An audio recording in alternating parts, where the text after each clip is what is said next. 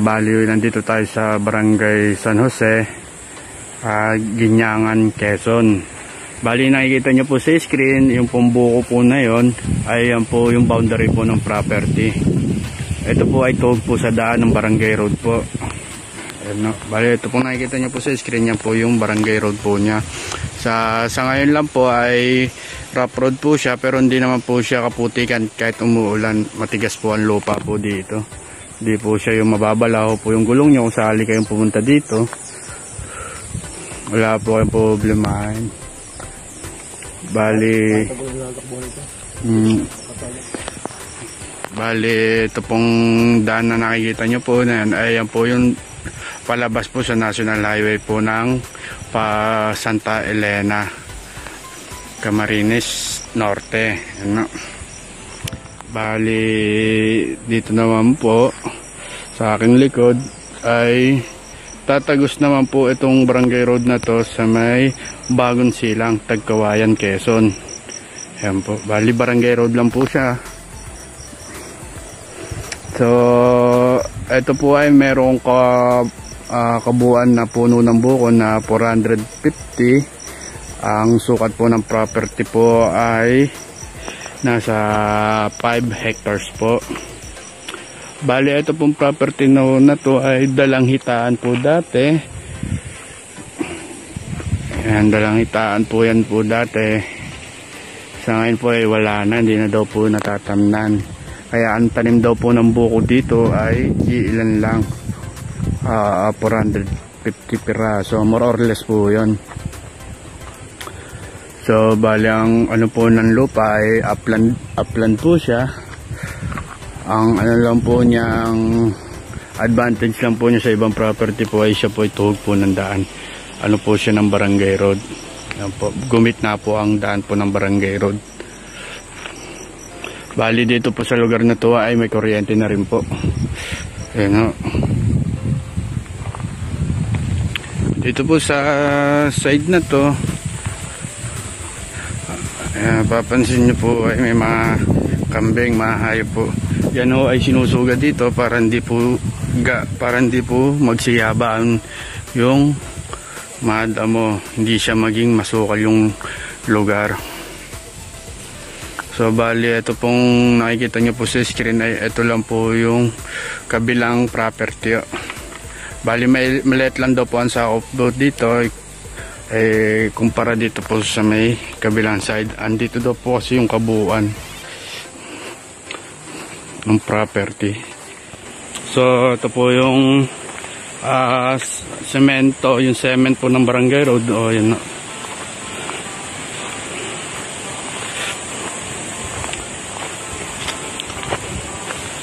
May ilan na din pong mga concrete po dito sa barangay road po na to. So mas malamang pa rin po yung pagiging rough road po niya. Yan. So bale ito po yung property po niya. Ano?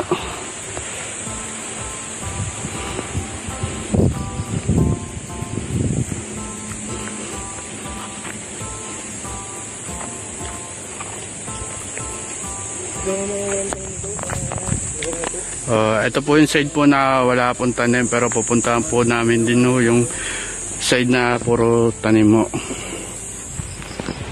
So bali ito po yung overlooking po ng property. Ayan, no. Bali kasama pa rin po yan, yung pong kalinisan po na yan, sasako pa rin po siya ng property. Pwede po itong kabilang side na yan na may kasukalan. So bali tataas pa po para medyo matanaw po natin dagat. So ngayon lang po ay may pagkamaulap po siya, kaya hindi po siya ganun tanaw po dito sa may screen. Pero overlooking po itong lugar na to. Ang tansya ko po ang frontage po nito sa karsada sa barangay road po ay may 300 meters na karsada ng barangay road. So bali ito po yung may tanim po niya, mga bata po siya. Bali yung mga nakatime na nyogo dito, ito po ba dwarf? O puno po talaga ng buko to, yung tumatangkad? Parang dwarf na ito. Dwarf na po yan, no? Di dwarf nga po yan. Pupunta natin yung Sige po, ako na lang po pupunta para ano, hindi na po gaya mapagod. Tanggalin sa yung kabila yung puro nyo, may isa ka mga inap lang. Pa, sige. Ay, ito. Bali, pupuntahan po natin yung kahabaan po ng frontage po niya sa Arsada. Ano. Sa ituktok daw po niya, doon daw po magtatapos yung property. 300 plus po yung frontage po na ito sa Arsada. Sa akin, tansya lang po. Bali, ang natatanong nyo, nakakaliwat kanan po na yan, ay isa ko pa rin po yan ng property.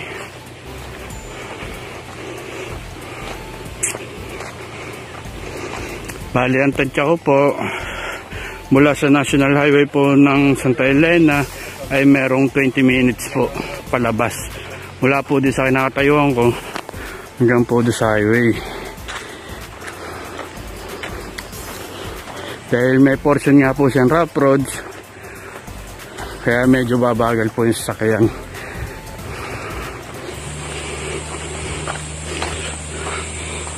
Kaya dito na po magtatapos. Dito na po tapos ng property.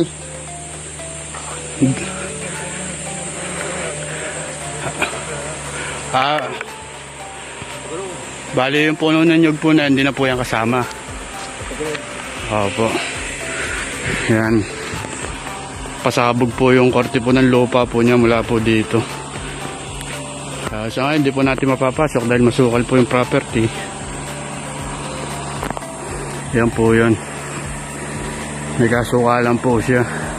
Pero doon po sa may bungad hindi naman po siya masukal, kaya napasok po natin siya yung bungad.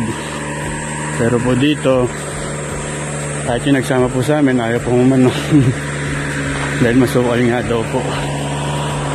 So bali na nakikita nyo pong nag-iisang buko po na yan na tinututukan ko po ng camera, ay dyan po magtatapos po yung property. Ito po ay humawig po sa triangle daw po ang korte po ng lupa po niya. So ikot po ako dito sa may likod ko. Yan. Hali nakatayo po ako sa may buko.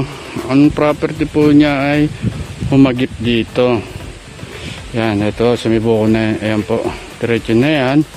Tapos dito sa kabilang daan ay dumiretso rin po dito. Pag ganun naman po siya. Kaya bali may pagka-triangle daw po siya. Dahil pabuka po ang buhos po ng lupa po niya. Ayan. Kaya malaki po ang sinakop po, naging frontage po niya sa Arsada.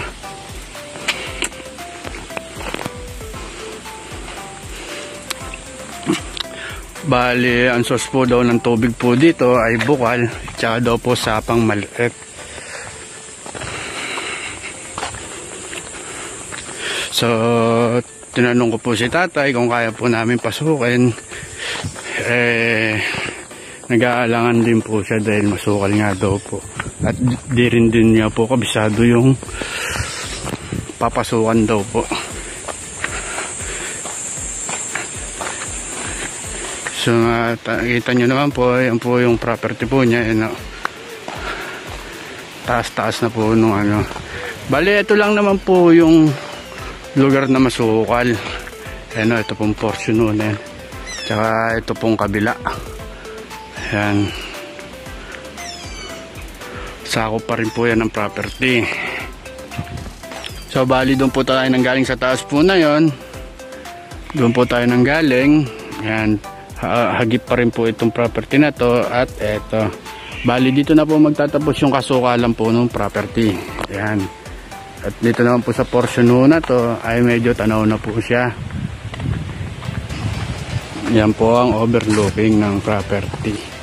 Kapag nalinis nyo po yung lugar po na to at magtatayo ka ng bahay doon sa gawin taas, ay kitang-kita nyo po ang kabuuan po ng Santa Elena at Tagkawayan dahil nasa ibabaw po kayo. So bali papasukin po namin yung property. Ito po yung area po niya na hindi kasukalan, pero ito pong lugar naman po na to ay wala naman po siyang ganong katanim. Di tulad po doon sa masukal na yon, ay puno po siya ng mga hardwood, ng mga puno ng buko na dwarf.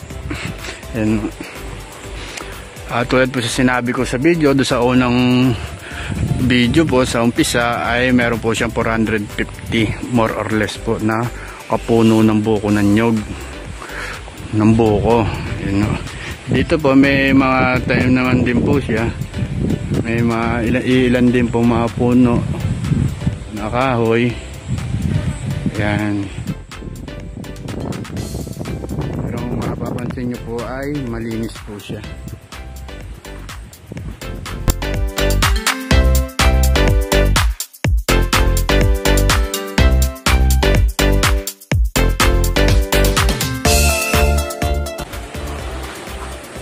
Bale, dito po yung area po niya na may kapantayan. Pero ito po ay pa downhill po ba to? Yan.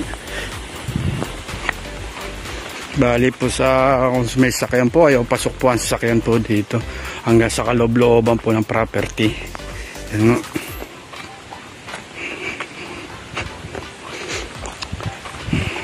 Bali, ito po yung pinakadaan po niya sa loob po ng property. Daan po ng sasakyan. So, bali po yan, dito na po tayo sa gitna po ng property. Diyan po tayo nanggaling sa tinutupokan po ng camera. Diyan po tayo pumasok. Ito naman po ay daan din po sa property yan. Malinis din po siya. So, bali, papakita ko po yung bahay ni Kapitan. Ito po ay konkreto na. Ayun. Yung nasa gawi po na yun, sako pa rin po yan ng property.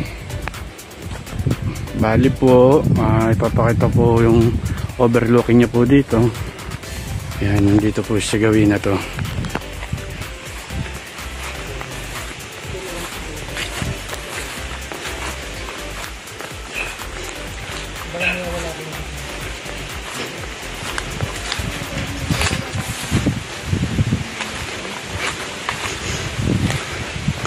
So yan po, ito po ang overlooking po ng property. Ang hangin po dito ay sobrang nature, napakalamig ng hangin niya at di po siya polluted. Bali dito po sa property ay madami din po nakatanim na buko, puno ng mangga, langka, yan, ipil-ipil, yan po. Pero ang mga buko po dito ay dwarf po siya. Bali po sa mga dagdag na katanungan, makikita nyo po yung number dyan po sa screen nyo. Bali yan po ang number po ng office po namin. Pwede po kayo dyan tumawag, mag-inquire para sa mga dagdag katanungan nyo po. Bali, salamat po sa pagsubaybay po sa aming channel. Maaaring pa-like at share na lang po ng aming video at pa-subscribe na rin po nang ma-notify po namin kayo sa video na ina-upload po namin araw-araw. So muli, marami pong salamat and God bless po.